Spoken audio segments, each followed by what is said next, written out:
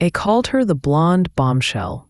But behind the glitter, Jayne Mansfield lived a life that was anything but golden. Her mansion, drenched in pink and scandal, became a shrine to excess, heartbreak, and mystery. And when she died in one of Hollywood's most gruesome accidents, the house didn't just lose its owner, it gained a ghost. Let's step inside the infamous Pink Palace. Jayne Mansfield wasn't just another pretty face. She had an IQ of 163, spoke 5 languages, and played classical piano and violin. But Hollywood didn't want brains, it wanted curves. So Jayne leaned in, becoming one of the most iconic sex symbols of the 1950s and 60s. She starred in campy hits like The Girl Can't Help It and Will Success Spoil Rock Hunter, often playing the ditzy blonde with a wink that said she knew exactly what she was doing. But Jayne's real masterpiece wasn't on screen. It was her home. In 1957, Jayne bought a Mediterranean-style mansion in Holmby Hills. Then she did something no one had ever dared. She painted it pink. Not just the walls, everything. Pink carpets, pink furniture, pink chandeliers. Even the bathtub was heart-shaped in pink. She called it the Pink Palace, and it was more than a home. It was a statement. Jayne and her husband, bodybuilder Mickey Hargitay, turned the estate into a romantic playground. The house had over 40 rooms, a champagne fountain, and a pool shaped like a heart. It was Hollywood excess turned up to 11. And the parties? Legendary. Stars, starlets, and scandal makers all passed through those pink halls. But behind the scenes, things weren't so rosy. Jayne's career began to fade as Marilyn Monroe's shadow loomed larger. Studios stopped calling, and Jayne leaned into publicity stunts to stay relevant. She posed for risque photos, crashed events, and even dabbled in the occult, reportedly befriending Anton LaVey, the founder of the Church of Satan. Her marriage to Hargitay crumbled, and though she kept the Pink Palace, it became more of a stage than a sanctuary.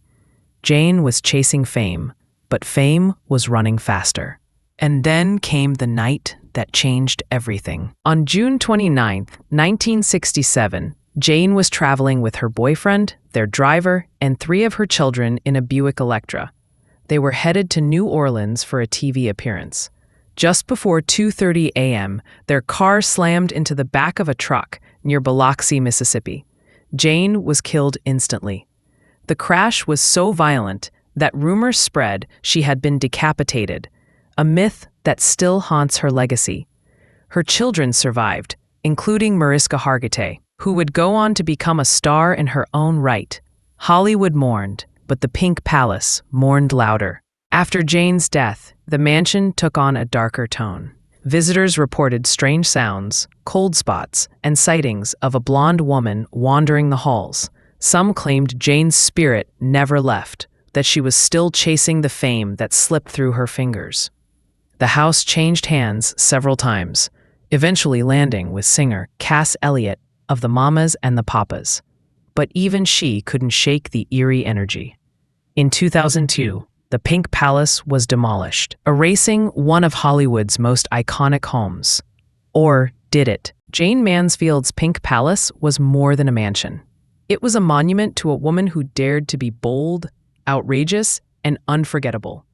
Her life was a mix of brilliance and tragedy, and her home reflected every shade of it, in pink. Today, the land where the Pink Palace once stood is quiet.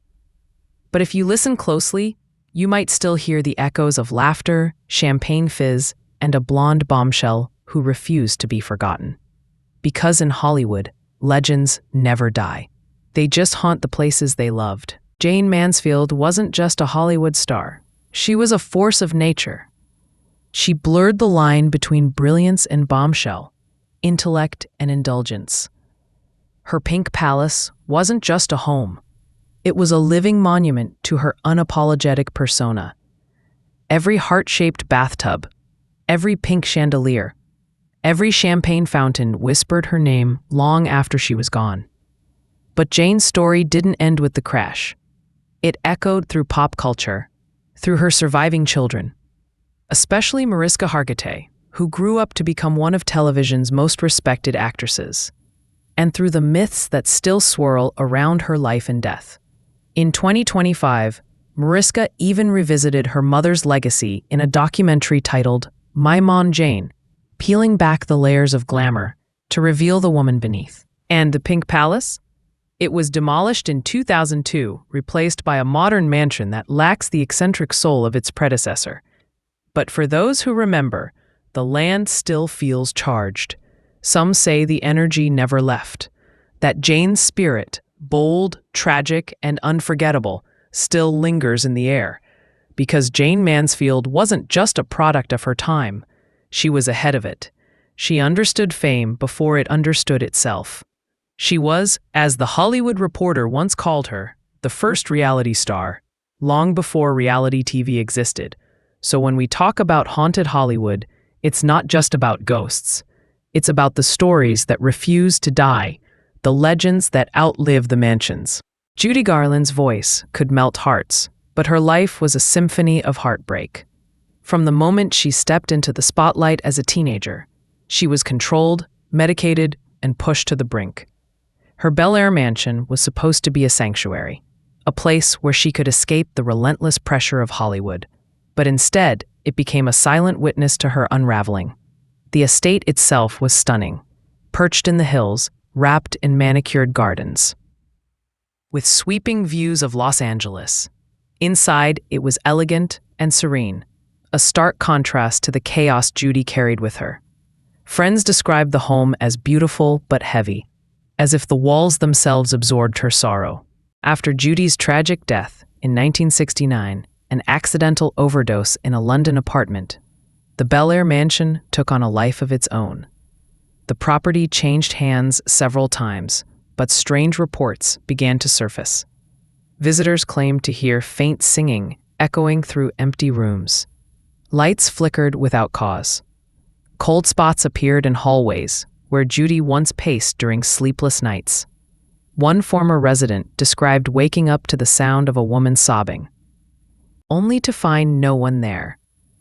Another claimed that Judy's old dressing room door would swing open on its own, always at 3 a.m.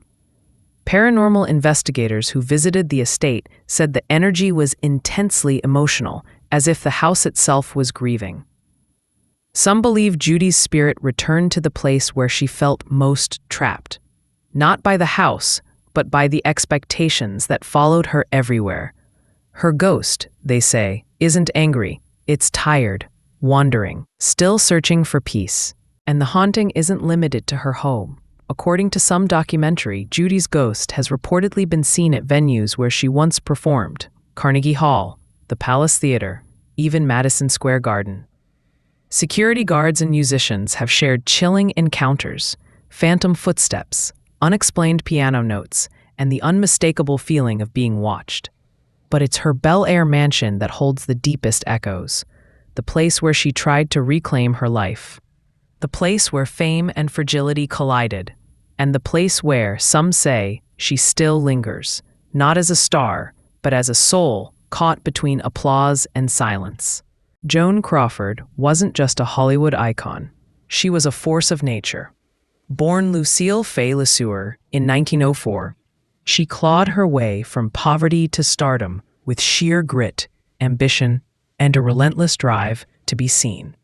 Her transformation from a struggling dancer to an Academy Award-winning actress was nothing short of cinematic.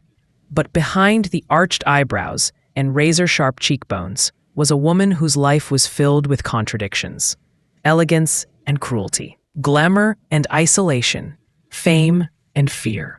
Her Brentwood mansion, located at 426 North Bristol Avenue, was a reflection of that duality.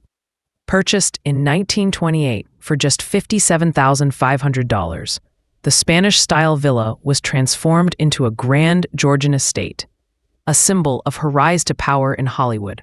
She called it El Jodo, a nickname that blended her name with her then-husband, Douglas Fairbanks Jr.'s. The estate boasted sprawling gardens, ornate interiors, and a level of privacy that only the elite could afford. But it wasn't just a home.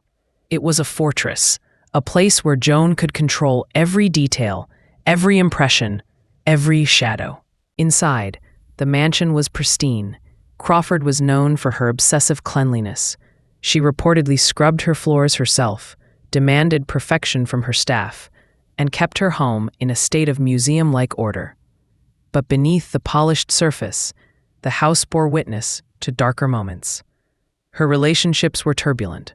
Her feud with Bette Davis was legendary, and her parenting, especially with adopted daughter Christina, became the stuff of nightmares.